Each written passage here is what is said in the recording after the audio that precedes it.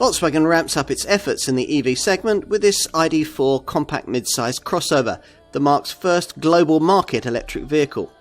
It aims to deliver more of a premium choice than volume brands can currently offer in this rapidly growing segment.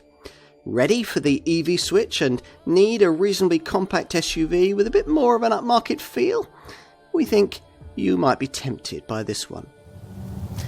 There's a lot to adapt to if this is your first experience of EV motoring. There's no gear stick, there's no handbrake, there's no ignition key, and there's just the sound of silence as the fixed ratio transmission blends an almost endless wave of torque into meaningful and surprisingly rapid forward progress. The forward thrust away from rest isn't quite as abrupt as it is with Volkswagen's smaller ID3. That's mostly because the ID4 is nearly 200 kilos heavier, and that's a factor which affects most areas of this car's drive demeanour, sometimes helpfully, sometimes not. That, of course, is a legacy of the substantial battery packs that this car has to carry about.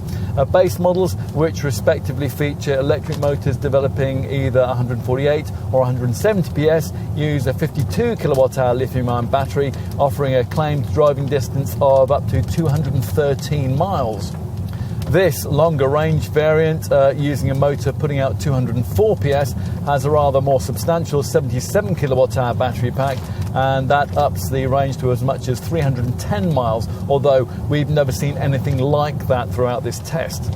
Like Volkswagen's original post-war Beetle, this car is rear-driven, and when you drive it in town, you'll realise really quickly the advantages of placing that powertrain, the electric motor and the associated single-speed auto gearbox, on the back axle. That frees up the front wheels for steering duties, and the result is a London taxi-like 10.2 metre turning circle. Beyond the city limits, that drive format allows for a near 50-50, almost perfect weight distribution, which, together with the low centre of gravity that's provided by that central battery pack, helps to disguise the portly weight that this SUV has to carry around. Traction through the turns is excellent, and body roll is checked by firm damping that's been cleverly engineered for suppleness over poor surfaces. All of which ought to provide the recipe for a decently sporting EV, and in some ways it does, although the steering, while it is accurate, offers disappointingly little real feedback. If you do prioritise performance in your choice of ID4, then Volkswagen wants you to consider the top flagship GTX variant, which sees a top 77 kilowatt-hour battery mated to electric motors on both axles, and that delivers four-wheel drive capability and a more potent 299 PS total output. That variant gets an extra traction mode to add to the other drive settings that are common across the model lineup. There's comfort, there's sport and individual. Plus you get an eco setting too, which to maximise range you'll have to frequently use in combination with the available B regenerative braking function. Now this slows the car significantly when you come off the throttle. Whatever ID4 model you select, your charging regime should be quite straightforward. There's a WeCharge app, which helps you to find and use over 150,000 public charge points. An AC single-phase 7.2 kilowatt garage wall box would replenish the 52 kilowatt hour model from zero in about 9.5 hours. Think a little over 12 hours for the 77 kilowatt hour variant. What about if you find a public rapid charger along your route? Well, the smaller 52 kilowatt-hour battery supports 100 kilowatt DC charging. The 77 kilowatt-hour battery ups that to 125 kilowatts, which means that even on this longer range model at a DC3 100 kilowatt charge point, it'd take no more than around 30 minutes to recharge your ID4, enough to cover the next 137 miles. This ID4, says Volkswagen styling chief Klaus Sicchiora, represents the evolution of electric vehicle design. Well, it's certainly an evolution from the friendly but slightly anonymous look of its showroom stablemate, the ID3 family hatch, and it's a more substantial thing. It's 287 mils longer and 60 mils higher, with short bonnet proportions unlike any existing Volkswagen SUV.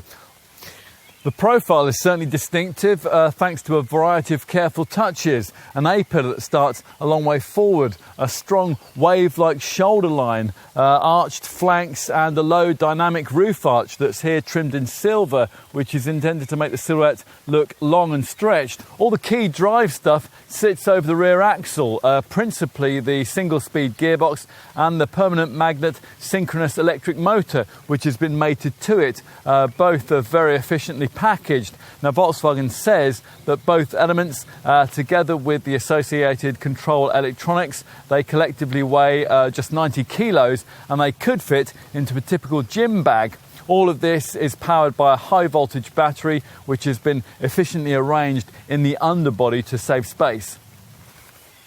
Which leaves nothing to sit here at the front end but a few auxiliary units like the air conditioning compressor and of course the steering rack. So just as with the original rear engine Beetle, there's no need for a grille to embellish this flat front end, which sees air flow through this hexagonal trimmed wide inlet lower down, which has a silver trimmed lower frame. The brand badge sits simply on this narrow light strip, which above base trim rather neatly illuminates when these large headlamps are on full beam.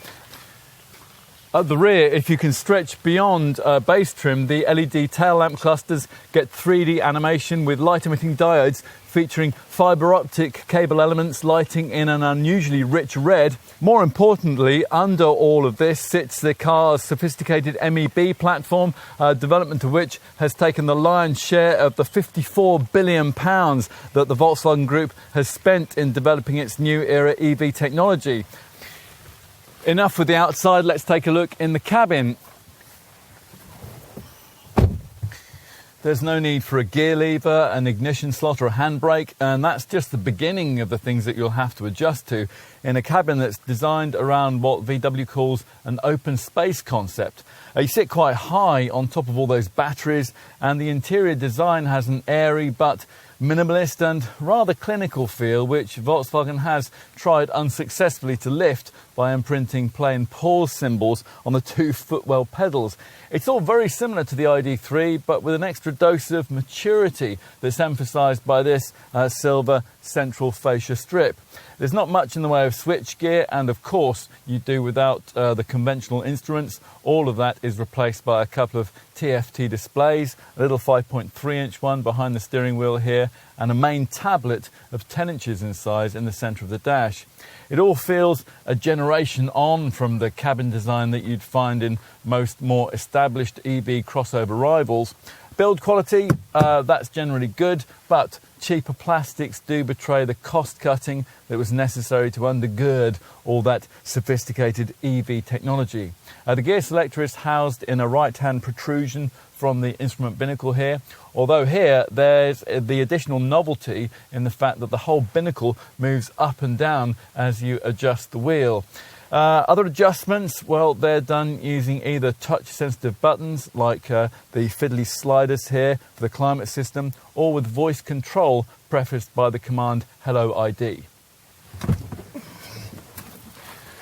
Right, time to take a look out back. Now, Volkswagen claims that there's as much legroom back here as you get in a Mercedes E-Class executive saloon or in their large 7-seat Tiguan all-space SUV.